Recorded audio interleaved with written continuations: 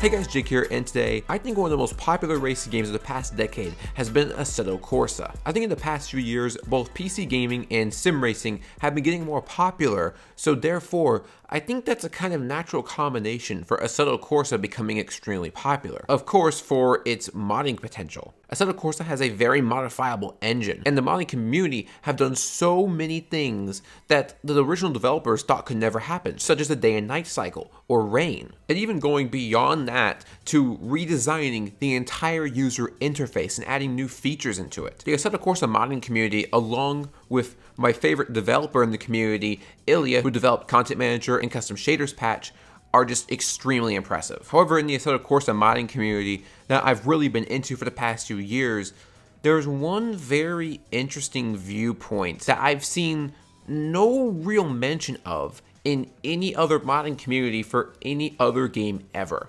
And that is the viewpoint that every mod needs to be made from scratch. For a while now, conversions in Assetto Corsa have been kind of looked down upon by quite a few people. And just a quick disclaimer, by conversions, I'm not talking about stolen mods. The recent controversy with SimDream, them stealing mods, and then taking down SimRacing 604, who called them out for doing illegal things, that is a completely different process. That is someone creating a mod from scratch, and then them just downloading it, uploading it on their site, and charging money for it. What I want to talk about in this video today is conversions, and by that, I mean content extracted from one game and converted to work in Assetto Corsa. The majority of mods in racing games, I think, are conversions, and even going outside of racing games like Grand Theft Auto 5, most, if not all cars, are conversions, and no one bats an eye. But in Assetto Corsa, that's taken as different, and I want to talk about as to why. For a while now, I thought this viewpoint was held only by mainly the race department community. For some context, racedepartment.com is probably the most popular modding site for Assetto Corsa, or at least the most popular quality modding site. Pretty much all the mods on there are made from scratch,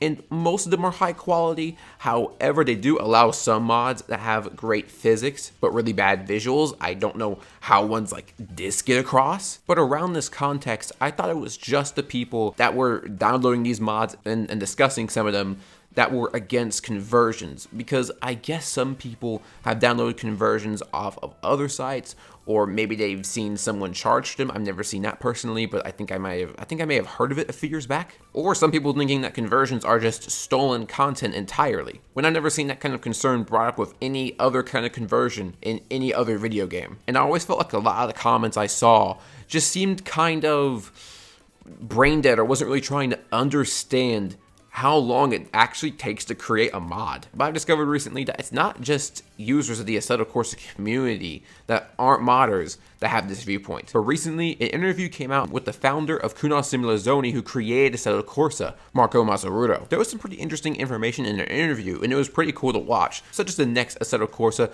going to be more of a sequel to the first one and not be another Competizione, and they're also not going to take the Project Cars 3 route, it's going to stay a sim. And they also talked about some of the troubles they had using Unreal Engine 4 for Assetto Corsa Competizione, and how they can't use the old Assetto Corsa engine, and they're probably going to have to make something new for the sequel. But eventually in the interview, they got around to modding, which is honestly one of the big elephants in the room about Assetto Corsa. You just can't ignore it, in my opinion. When they did get around to modding, there was a lot of really great stuff he said and shared. His expectations were pretty much blown away by the modding community, and there was all sorts of stuff that he never thought would be able to, be done in Assetto Corsa, but were done by the modding community. He said that they even hired a few people from the modding community, and they now work at Kunos. But eventually, they did get around the converted content, and this is what he had to say.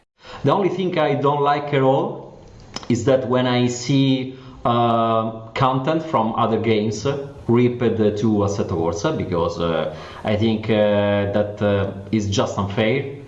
It doesn't add anything to the experience, honestly. Needless to say, I was not happy after I heard that. Back to my original topic, that conversions are seen as low effort or lazy. Maybe this viewpoint comes from Assetto Corsa's other layer, being the physics model. As I've stated for other games like Grand Theft Auto, Need for Speed, Gmod, any other game that uses cars, usually all has converted mods. I don't really see anything made from scratch for those games, but the difference is that Assetto Corsa is a simulation. Many people want to download cars and actually have it feel like their real car if they drive that real car. If you download, say, an everyday car that someone in the community probably has access to, then they drive it, compare it to their real car, and it feels nothing like it.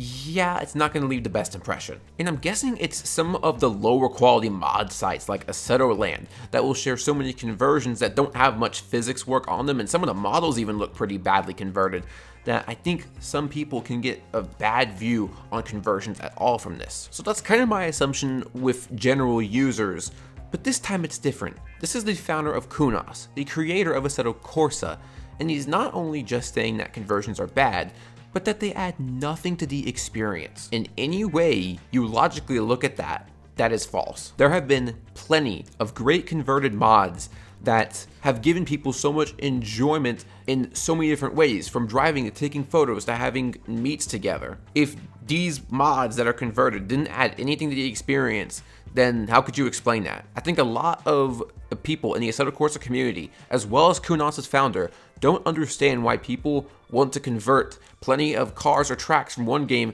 into the other in the first place. I think plenty of people see converted mods as, oh, an easy way for me to kind of, say, look at the kind of skills I have and look how much work I can do when it's actually just someone else's work. I think some people view it that way, in sort of a taking credit way. But for me, the people I've known that work on mods, and plenty of others, a lot of people do conversions because of a passion for the original game they are converting something and exporting something from, and in the game it's going to, Assetto Corsa. And I think that kind of passion just doesn't get seen when you have these people making lazy rips and putting them up on shady mod websites. If that's most of what you see, then I can understand the viewpoint on conversions, but that's not the full story. A lot of times, people want to drive something they remember. Whether they want to drive a car that they remember, or drive on a track they remember that's nostalgic for them, say from an old Gran Turismo or Ridge Racer or Need for Speed or whatever kind of game, but they want to drive it in a simulation. There's a few people that I know that worked on a recent conversion that was the Raggio from Ridge Racer, and it's done really, really, really well, and I know they put so much time and effort into it. It wasn't made from scratch, but they had the right mind when they were working on it so much and converting it. It's their passion for Ridge Racer, but Ridge Racer isn't around anymore, but they still want to drive their favorite cars from the series and live like it is still around. And there's clearly a difference between a good conversion and a bad conversion. Look at Esprit 3905. He does plenty of conversions from Gran Turismo 6, and they look excellent. These look like top tier scratch made cars. Compare some of his work to a low effort rip and you can really see the difference. Of course, there isn't as much work done into it as a made from scratch mod.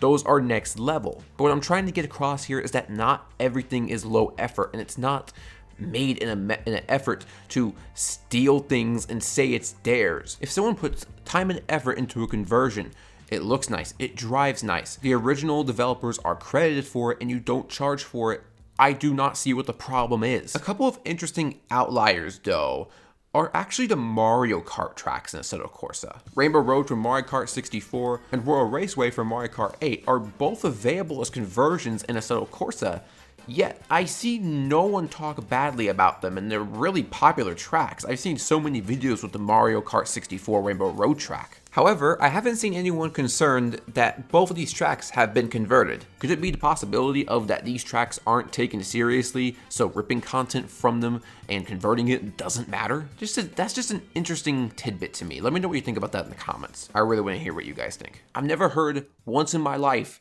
of a company going after a mod for being converted until I watched this interview, actually. In the last 2 years, I've been contacted several times, but from truck companies or car manufacturers that were going to sue us as Kunos because they believe that we created content without their permission or a licensing contract. So every time I had to explain that what modding is. Listening to this makes a lot of his viewpoint completely understandable.